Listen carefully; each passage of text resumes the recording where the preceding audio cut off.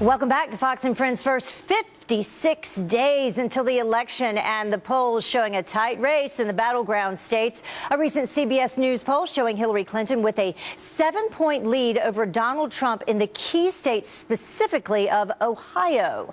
So what is at stake? Here to help us break it all down is the president of Rasmussen Media Group, Scott Rasmussen. Thank you so much for joining us again. Great to be here, Heather. All right, so Ohio, we consistently hear about Ohio being a key battleground state. Right. We talk about it every election season. And look, the reason is pretty simple. We start with a map.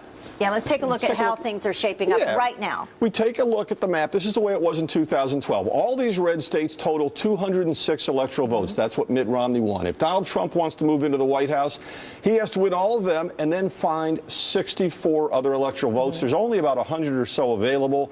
Ohio, one of the really big factors. That's right. 18 electoral votes, right? That's right. 18 electoral votes, only a couple that are bigger in the battlegrounds. Very close a couple of years ago, just a 2-point margin. But here's the thing. It's always close. 6 elections in a row, nobody has won more than 51% of the vote.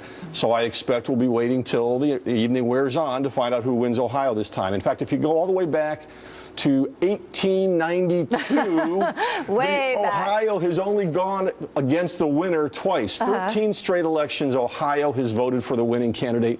This is an absolute must-win state, along with Florida that we talked about last week. This is an absolute must-win for Donald Trump. And the last time that someone did not win Ohio, but they won the presidency, was John JFK? Kennedy 1960. Yeah. Okay. And so it's been a while. Yeah.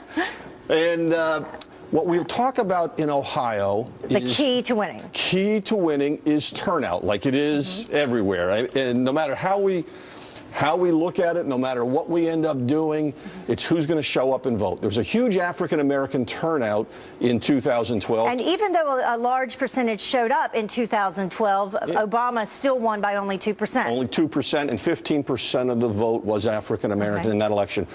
Thing to watch for on election night will be this area, Cleveland, Cuyahoga County. This is a place where Barack Obama built up his margin. Mitt Romney won the rest of the state the last time. So if turnout is down in that area, that's good news for Donald Trump. The other thing we're going to look for is in this part of the state, which is, what Bill Clinton referred to as those coal people. It's people who are feeling disaffected by the economy. He needs to get turnout higher among white voters in that area. And it's not just the turnout. Mitt Romney won 57% of the white vote 4 years ago.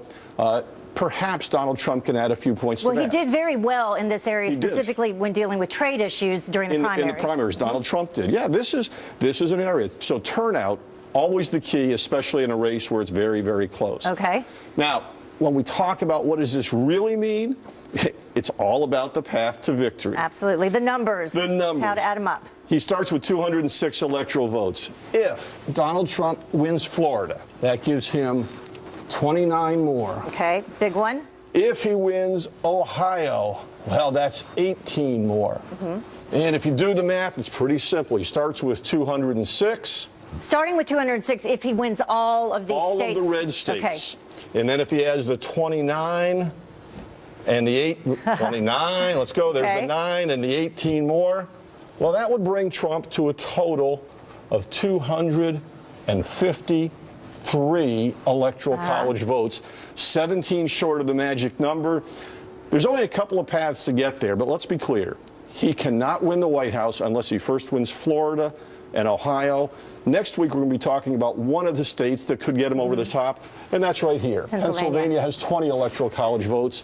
That's a tough state for Republicans. So these 3 states definitely key for him, and voter turnout being the key. Voter turnout is the key. Florida and Ohio must wins. Okay. Pennsylvania could put him over the top. All right. And thank you so much, Scott. Well, there you have it. A little math lesson for you before you even leave the house today. Didn't know you were going to have to do that, did you? Thank you. We'll see you back here next Tuesday for sure. Look forward to it. Taking a look at Pennsylvania. Jackie? All right, you guys did a great job with that map. Good morning.